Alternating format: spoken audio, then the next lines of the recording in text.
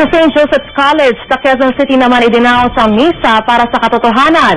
Tulad ng dati magkasamang dumalo sa misa, sina dating Pangulong Corazon Aquino at ZTE Star Witness na si June Lozada.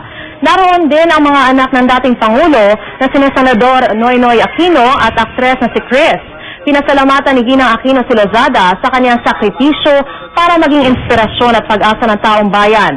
Umaasa naman si Lozada na pahahalagahan ng mga tao ang ginagawa niya. Samantala, hindi matutuloy ang nakatakdang Mass for Truth sa Naga City.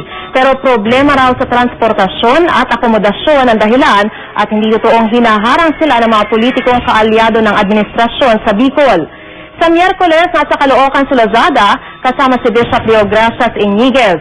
Habang sa April 4 naman ay pupunta siya sa Dagupan kasama si Bishop Oscar Cruz. Manalangin po tayo, panalangin natin na sa lahat ng oras ay si June Lozada ay hindi mawawala ng pag-asa at siya pa rin ang mag-i-inspire sa ating lahat. Hindi ko naintindihan talaga yung bakit kailangan pagdusahan mo yung dahil lang naglahad ka ng katotohanan na alam mo.